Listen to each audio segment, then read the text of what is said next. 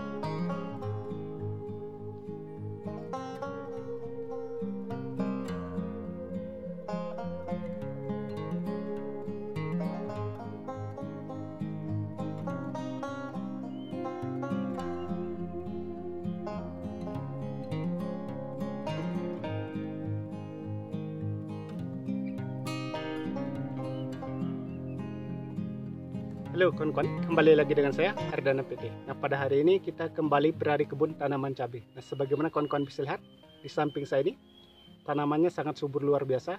Dan kita berada di kebun ini merupakan di lahan pertama. Kita menanam cabai ada beberapa tempat kawan-kawan. Nah, khususnya pada 2 hari kemarin kita sudah melakukan juga penanaman cabai, yaitu cabai keriting dengan varietas Igotapi. Itu mudah-mudahan nanti hasilnya juga maksimal. Nah, khususnya hari ini kawan-kawan kita akan membahas bagaimana cara kita melakukan penanaman cabai, atau bagaimana cara kita mengolah lahan, bagaimana cara kita merawat tanaman cabai agar tanaman cabai yang kita tanam ini tumbuh secara maksimal, tumbuh secara baik sesuai apa harapan kita, yaitu subur dan bisa berbuah lebat. Kita akan membahas dari nol atau mulai dari cara olah lahan sampai menjelang panen. Oleh karena itu kawan-kawan, ikuti terus videonya sampai selesai, jangan di skip agar tidak gagal paham. Seperti ini kondisi tanaman cabai yang kita tanam kawan-kawan. Jadi sangat subur. Dan ini sudah berbuah cukup banyak kawan-kawan. Jadi bunganya juga seperti ini, bunganya udah kelihatan. Seperti yang sudah saya sampaikan tadi, kita hari ini akan membahas bagaimana cara melakukan penanaman cabai mulai dari nol atau mulai dari cara olah lahan sampai menjelang panen. Nah, langkah pertama yang kita lakukan adalah membuat gini kawan-kawan, membuat bedengan serta selokannya. Ini selokan kurang lebih lebarnya 80 cm, sedangkan bedengan ini kurang lebih 90 cm. Nah, setelah kita mencangkul bedengan ini setengah jadi, kita langkah pertama yang dilakukan adalah melakukan penebaran kapur dolomit. Setelah itu kita isi pupuk kandang ayam dan Vertipos dan NPK 1515 yaitu Ponska. Nah, pupuk kandang ayam kita menghabiskan di sini kurang lebih 26 karung. Jadi bedengan ini jumlahnya 26 bedengan kawan-kawan. Jadi satu bedengan ini menghabiskan 1 karung. Sedangkan kapur dolomitnya menghabiskan kurang lebih 8 karung. Ini populasi tanaman kurang lebih hanya 1400 kawan-kawan. Dan NPK 1515 yaitu Ponska kita menghabiskan 50 kilo dan Vertipos kita menghabiskan 50 kilo. Nah, setelah semua bahan ini ditabur di atas bedengan, kemudian kita tutup dengan rapi dan disiram dengan menggunakan M21. Jika tidak ada M21 bisa menggunakan E4, itu sama saja kawan-kawan. Nah, setelah kita siram dengan M21 atau E4, baru kita melakukan penutupan mulsa. Nah, setelah mulsa itu ditutup, baru kita melakukan yang namanya pendiaman. Yaitu pendiaman kita lakukan kurang lebih 30 hari. Nah, mungkin banyak pertanyaan di antara kawan-kawan mengapa kita melakukan pendiaman setelah tutup mulsa ini cukup lama sampai 30 hari atau 1 bulan. Karena seperti yang sudah saya sampaikan, kita menggunakan kotoran ayam, menggunakan Vertipos dan NPK 1515 yaitu Ponska, itu cukup panas biasanya untuk kondisi lahan kalau kita tanami secara langsung. Karena pupuk kandang ayamnya atau kotoran ayamnya kita tidak fermentasi, tetapi kita melakukan sistem fermentasi di lahan langsung, kawan-kawan. Jadi cukup simpel dengan sistem seperti ini, tetapi dengan satu catatan pendiamannya harus cukup lama. Nah, seperti itu. Sehingga tanaman cabenya tumbuh seperti ini. Jadi sangat subur sekali. Setelah melakukan pendiaman kurang lebih 30 hari, kita membuat lubang tanam. Nah, seperti ini. Besarnya, jarak tanamnya ke sini kurang lebih 50 dan ke depannya kurang lebih 60. Jadi ada di tengah-tengahnya kita membuat lubang kosong juga untuk pupuk susulan atau pengocoran di fase generatif. Nah, buahnya sudah seperti ini, kawan-kawan. Nah, setelah kita melakukan pelubangan seperti ini, lalu melakukan yang namanya pengocoran, kawan-kawan. Kita kocor dengan asam humat dan kalsium, masih menggunakan KALH dengan dosis 3 sendok makan untuk 20 liter air. Kita tidak menambah trichoderma dan silika karbon karena di bedengan kita sudah memberikan yang namanya pupuk kandang ayam. Jadi kita irit modal juga, kawan-kawan. Nah, setelah kita melakukan pengocoran dengan KALH, langsung kita melakukan penanaman. Jadi mengapa kita langsung menanam? Karena situasi lahan sangat kering, jadi panas sekali. Kita langsung tanam. Nah, setelah itu cara perawatan selanjutnya adalah di usia 7 hari, kemudian 15 hari, 20 hari, dan 25 hari kita melakukan pengocoran dengan 3 bahan, kawan-kawan. Kita menggunakan masih yaitu menggunakan KALH, kalsium asam humat, dengan dosis 3 sendok makan untuk 1 tangki semprot, ditambah Ultradap 2 sendok makan, dan NPK 1616 hanya 2 sendok makan. Jadi NPK 16-nya tidak banyak, hanya 2 sendok makan. Tujuannya hanya sebagai pemancing agar tanaman cabai ini cepat tumbuhnya, kawan-kawan. Nah, itu yang kita lakukan sehingga tanamannya tumbuh subur seperti ini. Luar biasa. Nah, di usia 10 HST kita melakukan penyeperian, kawan-kawan. 10 HST, kemudian 15, 20 kita melakukan penyeperian dengan menggunakan yaitu akarisida, bahan aktif peridaben, kita menggunakan Samit. Kita mix dengan fungisida bahan aktif metalaksil yaitu kita menggunakan Bisromil. Nah, seperti ini mungkin bungkusnya, kawan-kawan. Nah, seperti ini. Bisromil bahan aktif metalaksil. Kita memberikan dosisnya 3 sendok makan. Sedangkan kita tambah lagi satu bahan yaitu Copper WP 1,5 sendok makan.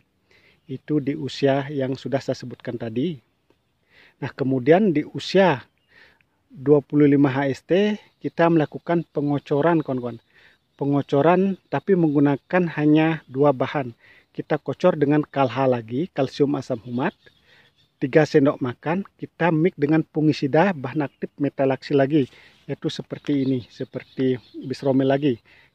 Hanya 2 sendok makan, kita kocor per lubang. Kita menggunakan tangki semprot, jadi sangat irit sekali. Kita perkirakan saja satu batang ini hanya 50 mili, kawan-kawan. Sehingga tanamannya bebas dari namanya serangan jamur.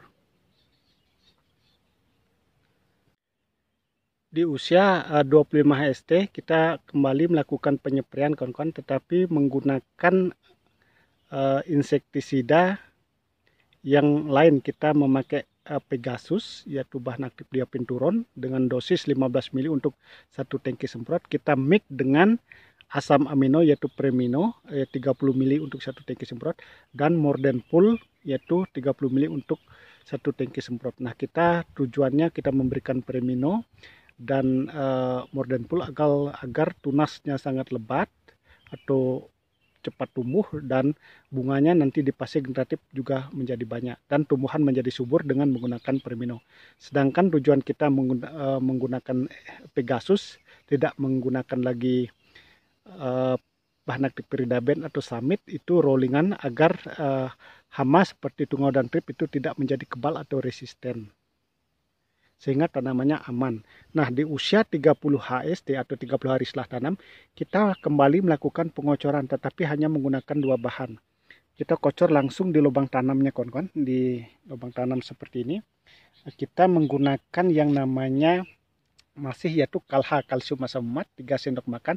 Kita mix dengan fungisida bahan aktif metalaksil lagi, yaitu 2 sendok makan. Kita kocor dengan menggunakan tangki semprot, jadi sangat simpel, sangat irit. Per lubang tanam kurang lebih hanya 50 mili, sehingga tanamannya tidak terserang namanya jamur kawan-kawan, jadi aman. Kemudian di usia 35 HST kita kembali melakukan yang namanya penyeprian. Nah, penyeprian di 35 HST ini kita menggunakan bahan aktif abamectin murni kawan-kawan.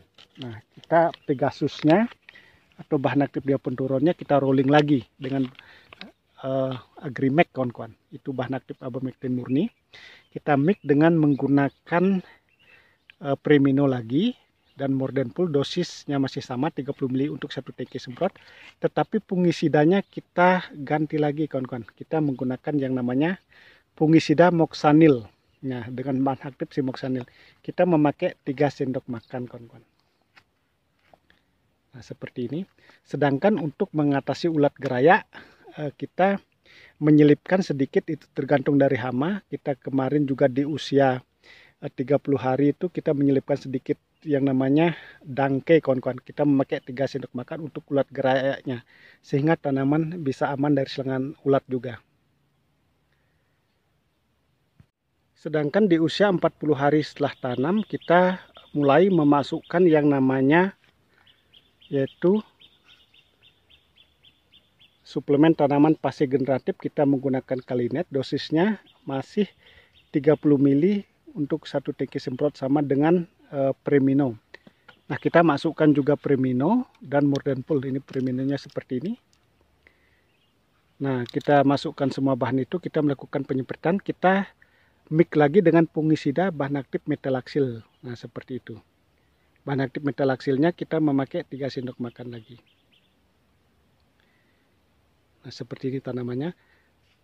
Kemudian di usia 45 HST kita kembali melakukan pengocoran kawan-kawan di lubang tanam ini dengan menggunakan yaitu kalha lagi, kalsium asam humat, tetapi kita tambah dengan karbopit, yaitu kalsium boron kawan-kawan. Jadi kalsium boronnya kita memakai 3 sendok makan, sedangkan kalhanya kita masih memakai 3 sendok makan. Nah, kita gabungkan 2 bahan ini dengan tujuan ada boronnya, karena bunganya sudah mulai lebat agar tidak mengalami kerontokan kawan-kawan. Sehingga tanamannya boleh dikatakan aman, bagus seperti ini. Nah, sedangkan untuk mengatasi rumput di selokan ini kita juga melakukan penyeprian kawan-kawan. Sebelum tanam kita sebenarnya sudah melakukan penyeprian dengan menggunakan yaitu herbisida Piaron seperti ini. Ini Piaron ini sebenarnya untuk rumput lulangan kawan-kawan. Nah, karena di sini rumput lulangannya sangat banyak, kita menggunakan Piaron. Ini dosisnya kita memakai 3 sendok makan untuk 1 tangki semprot. Kita mix dengan Noxon atau herbisida kontak. Bisa menggunakan juga Gromoxon. Jadi rumputnya, lulangannya mati sampai ke akarnya. Jadi sangat bagus sekali menggunakan Piaron untuk masalah rumput lulangan kawan-kawan. Nah, sehingga tanamannya boleh luar biasa subur seperti ini. Kemudian di usia 50 hari setelah tanam kita kembali melakukan penyeprian kawan-kawan dengan menggunakan yaitu Mordenpool dengan dosis 30 ml untuk 1 tangki semprot. Kita mix juga dengan fungisida bahan aktif metalaxyl, dan kita mix juga dengan dangke itu untuk mengatasi ulat gerayak dengan dosis 3 sendok makan.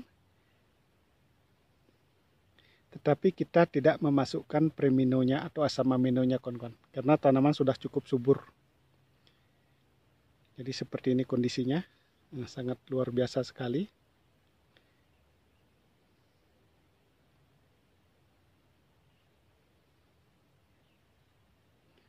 Ini buahnya sudah cukup besar, sudah siap panen ini kawan-kawan. Nah, seperti ini. Ini kalau kita panen hijau sudah bisa ini sangat panjang sekali. Mungkin kita petik ini seperti ini. Jadi panjang sekali.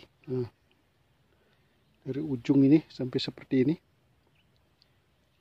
Luar biasa. Ini sudah siap panen sebenarnya seperti yang sudah saya sampaikan tadi. Kalau kita menunggu merah, ini nunggu waktu kurang lebih 1 bulan lagi baru merah dia. Ini kondisi buahnya. Dan di usia 55 hari kita kembali melakukan pengocoran kawan-kawan. Masih kita menggunakan bahan yang sama, yaitu KALHA, kalsium asam umat. Kita tambah dengan fungisida lagi, bahan aktif metalaksil. Dosisnya masih KALHA-nya 3 sendok makan. Fungisida bahan aktif metalaksil kembali menggunakan 2 sendok makan. Kita mix lagi dengan menggunakan NPK 1616 hanya 2 sendok makan lagi kawan-kawan. Nah, tujuan kita masukkan NPK 16-nya untuk agar buahnya semakin lebat kawan-kawan. Nah, sehingga seperti ini kondisi tanamannya kawan-kawan. Jadi sangat-sangat subur. Bunganya sangat luar biasa, banyaknya seperti ini. Buahnya juga sangat-sangat lebat. Seperti ini, mungkin nggak kelihatan, agak gelap dia. Bawahnya karena rimbun sekali.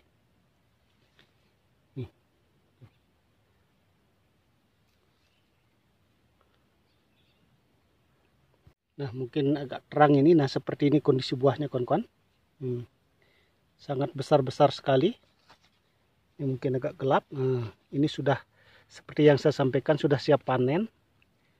Jadi kalau panen hijau itu biasanya kondisi buahnya lebih segar, lebih berat dibanding dengan yang merah. Hampir merata seperti ini kawan-kawan. Nah, seperti ini. Besar sekali buahnya. Panjang, sangat lebat luar biasa seperti ini. Jadi pohonnya tidak terlalu tinggi ini kawan-kawan, karena di tempat kita seperti yang dalam video sebelumnya kita sudah jelaskan, karena musim angin yang cukup kencang, jadi kita tunas-tunasnya seperti ini kita tidak potong. Ini sebenarnya tunas, dan tunasnya hampir sama tingginya dengan batang utama. Ini tinggi tanaman kurang lebih hanya 1 meter nih kawan-kawan. Dan ini sangat-sangat panas sekali hari ini, seperti ini. Jadi luar biasa panas, padahal kita ini pagi-pagi di lahan kawan-kawan. Jadi karena musim kemarau seperti inilah. Dan banyak juga pertanyaan di antara kawan-kawan kita semua, cara penyiramannya. Di tempat kita ini susah air kawan-kawan, jadi penyiramannya, sistemnya kita lakukan menyiram langsung di lubang tanam ini, mencampur dengan kalsium asam umat atau KALHA 3 sendok makan. Jadi per lubang kita siram dosisnya kurang lebih 100 ml, itu interval 5 hari sekali. Jadi dengan sistem seperti itu tanaman bisa tahan walaupun di musim kemarau seperti saat ini. Bisa dilihat di buahnya. Jadi seperti itulah cara kita melakukan penanaman cabai yang sudah seperti saya sampaikan tadi, mulai dari nol sampai menjelang panen, kawan-kawan. Menjelang panen maksudnya tergantung dari petani itu sendiri, atau tergantung dari yang menanam cabai itu apakah nanti dijual hijau atau jual merah. Kalau kita rencananya akan menjual hijau karena biasanya potensi hasilnya lebih besar dan bobotnya lebih berat dibanding yang merah, walaupun harganya lebih murah, kawan-kawan. Jadi usia tanaman cabai yang kita tanam ini baru usia 55 HST. Jadi sangat cepat sekali panennya. Ini varietas Megatop kawan-kawan. Tetapi kalau kita menunggu merahnya itu biasa memerlukan waktu lagi sebulan lagi. Jadi kita akan panen di usia 60 hari rencananya ini kawan-kawan. Nah, seperti ini kondisinya. Ini sangat terik sekali sinar mataharinya. Sangat panas kawan-kawan. Nah, terima kasih kawan-kawan yang sudah menyimak video ini. Semoga apa yang saya sampaikan ini dapat bermanfaat untuk kita semua, khususnya bagi para petani pemula. Karena kita di sini hanya berbagi pengalaman. Semoga apa yang saya sampaikan ini dapat bermanfaat dan semoga kedepannya kita menjadi sukses sama-sama.